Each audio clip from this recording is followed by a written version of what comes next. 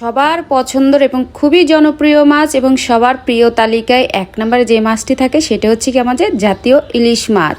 ইলিশটা কষিয়ে এবং পটল দিয়ে ঝোল করে রান্না করবো, মাখামাখা করে। আশা করব ভিডিওর সঙ্গেই থাকবে তোমরা। আসসালামু আলাইকুম, welcome my channel my blogs and cooking থেকে সবাইকে স্বাগত। তোমাদের ভালোবাসা, লাইক, কমেন্ট এবং সাবস্ক্রাইব দেওয়া থেকে কিন্তু তোমরা ভুলবে না। ইলিশ মাছটা আমি কেটে নিচ্ছি, যেহেতু খালা নেই, খালা ছুটিতে চলে গেছে বাড়িতে, গ্রামের বাড়িতে, এই জন্য আমি নিজে কাটছি ইলিশ মাছটা। ইলিশ মাছটা ভালোই বড় ছিল, তোমরা কিন্তু দেখতেই পাচ্ছ সেটা। আর এই মাছটা কিন্তু জানো কত নিয়েছে? 1900 টাকা দিয়ে কিন্তু এই মাছটাকে কিনে নিয়ে আসছে। মাছের যে দাম, ইলিশ মাছ কিন্তু বর্তমানে এই সাইজের পাওয়াটা খুবই কষ্টের এবং পাওয়াই জানা ধরতে গেলে। তারপরও যে পেয়েছি এটাই শুক্র আলহামদুলিল্লাহ। এখন পটলগুলো কেটে নিব এবং সাথে আবার কি করব, একটা আলু দিব, সেই জন্য আবার একটা আলুও কেটে নিচ্ছি। আলু পরিমাণ বেশি দিইনি, জাস্ট একটাই দিচ্ছি। আমার ভালোবাসার ফলোয়ার্সরা বা বন্ধু বান্ধব, বড় ভাই ব্রাদার্স, ছোটরা যাই বলো না কেন, তোমরা কোথায় থেকে আমার ভিডিওগুলো দেখো অবশ্যই কিন্তু কমেন্ট করে বলো। সবজিগুলো প্রায় কাটাও হয়েছে, আমার ধোয়াও হয়েছে। এখন আমি রান্না করার জন্য চলে আসছি। তারপরে তেল গরম করে পেঁয়াজ দিয়েছি। পেঁয়াজটা বাদামি কালার হয়ে গেলে 3 চামচ আমি পেঁয়াজ বাটা দিয়েছি। এখন বেশি করে, যেহেতু কষায় রান্না করব আর পটল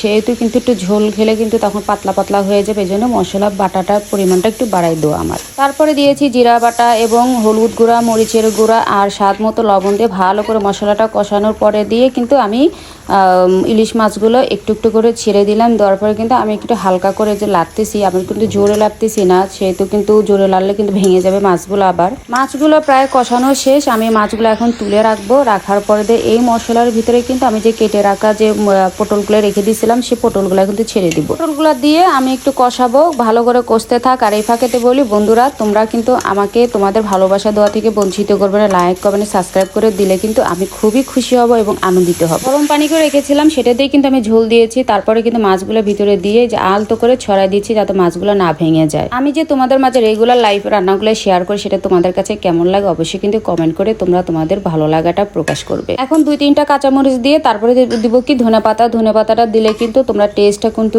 খুব ভালো পাবে এবং ফ্লেভারটাও খুব ভালো পাবে। ইলিশ মাছটা অনেক দাম দিয়ে নিয়ে আসছি। আশা করি আমার তরকারিটা যেটা হয়েছে খুব ভালো হয়েছে এবং খেয়েও কিন্তু শান্তি পাবো। আর আশা করবো তোমরাও দাম দিয়ে কেনার পর কিন্তু তোমরাও যদি এই ভালোভাবে টেস্টটা পাও, সেটার জন্য কিন্তু রেসিপিটা তোমাদের সঙ্গে শেয়ার করো। মাশাআল্লাহ, রান্না প্রায় শেষ। কেমন হয়েছে কালারটা অবশ্যই দেখে কিন্তু কমেন্ট করে তোমরা বলতে ভুলবে না। আর রান্নাটা যে দেখতে এতটা সুন্দর আসছে এবং টেস্টটা যে অসাধারণ, আমি যখন ভাত দিয়ে খেয়েছি মনে হয়েছে কি অমৃতের মতন স্বাদ। যেমন টাকাটাও খরচ হয়েছে তেমন কিন্তু টেস্টটাও পেয়েছি। ইলিশ মাছ এবং পটল দিয়ে রেসিপিটা তোমাদের কাছে কেমন লাগলো অবশ্যই কিন্তু সাবস্ক্রাইব এবং লাইক কমেন্ট করে কিন্তু তোমাদের ভালোবাসাটা প্রকাশ করো। বন্ধুরা তোমরা কিন্তু সাবস্ক্রাইব করতে কিন্তু ভুলবে না। And thanks for watching my video.